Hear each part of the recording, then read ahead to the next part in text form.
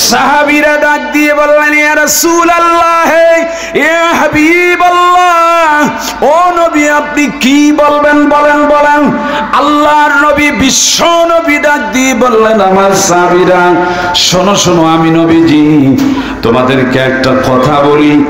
আমার আল্লাহ পাক একজন ব্যক্তির জন্য আকাশ থেকে জমিন বরাবর এত বড় প্রশস্ত, আর উত্তর থেকে দক্ষিণ প্রান্তর পর্যন্ত এত বড় প্রশস্ত, আর পূর্ব থেকে পশ্চিম প্রান্তর পর্যন্ত এত বড় প্রশস্ত। তার মানে এই পৃথিবীটা যত বড় দেখা যায়, এই পৃথিবীর সমন্বয়ে একটা জান্নাতের মালিক আমার আল্লাহ পাক এক ব্যক্তিকেই বানিয়ে দিবেন।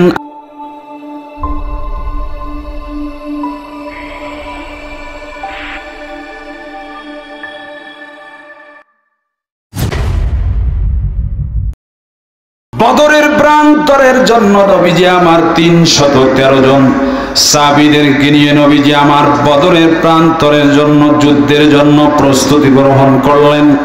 নবীজি আমার সাহাবীদেরকে ডাক দিয়ে বললেন, ও আমার সাহাবীরা, তোমরা যুদ্ধের জন্য তৈরি গ্রহণ করো, প্রস্তুতি গ্রহণ করো যুদ্ধের জন্য। ওই জিহাদের ময়দানে তোমাদেরকে যাইতে হবে, বদরের প্রান্তরে যাইতে হবে। বদরের প্রান্তরের জন্য নবীজি 313 জন সাহাবীদেরকে দিয়ে তৈরি করলেন। অপরদিকে কাফেরেরা 1000 সৈন্য নিয়ে, তার মানে তারা 1000 সৈন্য বাহিনী তৈরি করলেন। কোন কোন কিতাবের মধ্যে আসছে প্রায় 3000 সৈন্য পর্যন্ত তারা নিয়ে তৈরি হয়ে গেলেন। আল্লাহর নবী বিশ্ব নবী বদরের প্রান্তরে, বদরের মাঠ প্রান্তরে যাওয়ার জন্য আল্লাহর নবী বিশ্ব নবী ওই মুহূর্তে বদরের প্রান্তরের জন্য একটা তাঁবুর মধ্যে দাঁড়িয়ে দাঁড়িয়ে নবীজি আমার সাহাবীদেরকে নিয়ে ভাষণ দিচ্ছিলেন। ও আমার সাহাবীরা, তোমরা শোনো, আমি তোমাদেরকে একটা কথা বলতে চাই। সাহাবীরা ডাক দিয়ে বললেন, ইয়া রাসূলুল্লাহ, ইয়া হাবিবাল্লাহ, ও নবী আপনি কি বলবেন, বলেন বলেন। আল্লাহর নবী বিশ্ব নবী ডাক দিয়ে বললেন, আমার সাহাবীরা শোনো শোনো, আমি নবীজি তোমাদেরকে একটা কথা বলি।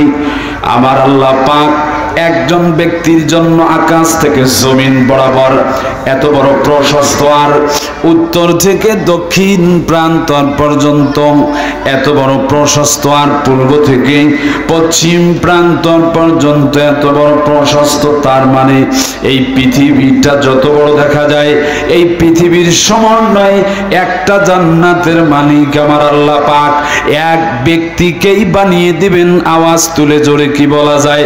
মারহাবা। পিছনের ভাইয়েরা আপনারা মনে হয় বুঝেন নাই। তার মানে এই পৃথিবীর সমন্বয় একটা জান্নাতের মালিক আমার আল্লাহ পাক একজন ব্যক্তিকে দান করতে চাইলেন। নবীজি আমার এই ভাষণ দিচ্ছিলেন, আল্লাহর নবী বিশ্ব নবী এই ভাষণ দিচ্ছিলেন। নবীজি আমার ভাষণ দিতে গিয়ে 20 থেকে 22 বছরের একজন সাহাবী দাঁড়িয়ে গেলেন, উমাইর ইবনে হাম্মাম। আমার দিকে তাকান।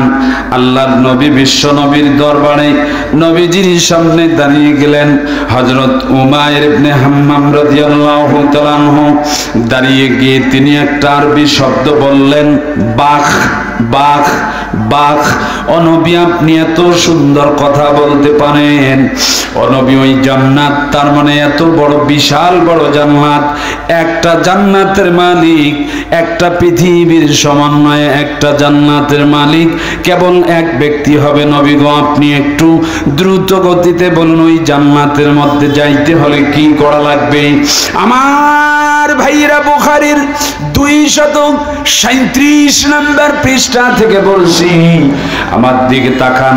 আল্লাহর নবী বিশ্ব নবী সাহাবীদেরকে বললেন, ও আমার সাহাবীরা তোমরা শোনো, ওই জান্নাতের মধ্যে তোমরা যদি যাইতে চাও, ওই জান্নাতের মধ্যে যাইতে হলে ওই বদরের প্রান্তরে তোমাদের জীবনটাকে তরবারি নিয়া ওই বদরের প্রান্তরে আবু জেহেলের বিরুদ্ধে যুদ্ধ করতে করতে নিজের জীবনটাকে বিলীন করে করে দিতে হবে। নিজের জীবনটাকে যদি কেউ বিলীন করে দিতে পারো, আমি নবীজি সাক্ষ্য প্রদান করলাম আল্লাহ রব্বুল আলামিন এই পৃথিবীর সমন্বয়ে একটা জান্নাতের মালিক আমার আল্লাহ বানিয়ে দিবে।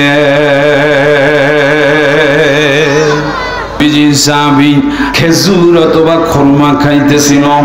এই 20 থেকে 22 বছরের যুবক হযরত উমাইর ইবনে হাম্মাম রাদিয়াল্লাহু তাআলা আনহু আল্লাহর নবী বিশ্ব নবীকে ডাক দিয়ে বললেন, নবী গো, আমি যদি এই খেজুর অথবা খুরমা গুলো যদি খাইতে যাই তাহলে তো এই জিহাদের ময়দানে আমি যাইতে পারবো না।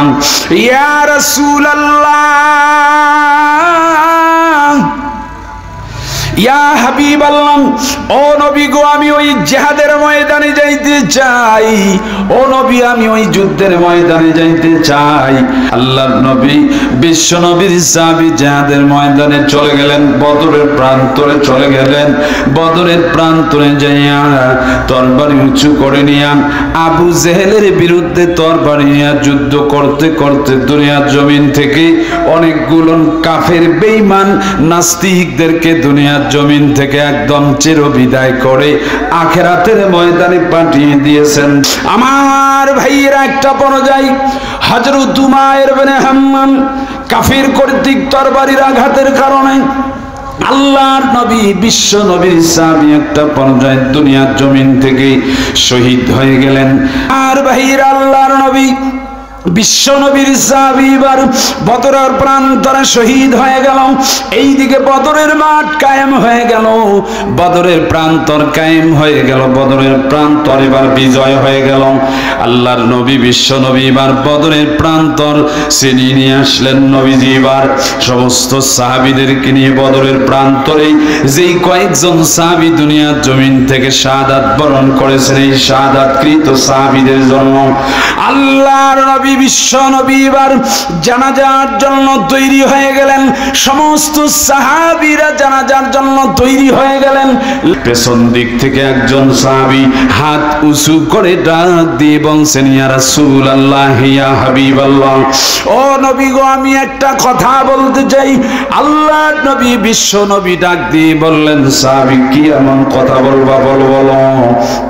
ডাক দিয়ে বলছেন, নবী গো, কথাটুকু হলো আপনি জান্নাতের গ্যারান্টি দিতেছিলেন, এই পৃথিবীর সমন্বয়ে একটা জান্নাতের কথা বলতেছিলেন। একটা জান্নাতের কথা শোনার পরেই এই সেই সাহাবী এখন পর্যন্ত বিয়া করে নাই, এখন পর্যন্ত যুবক মানুষ, 20 থেকে 22 বছরের একজন যুবক। ও নবী গো, এই সেই সাহাবী নিজের জীবনটাকে বিলীন করে দিয়েছে। হাতের মধ্যেই কয়েকটা খেজুর খাইতেছিল, খুরমা খাইতেছিল।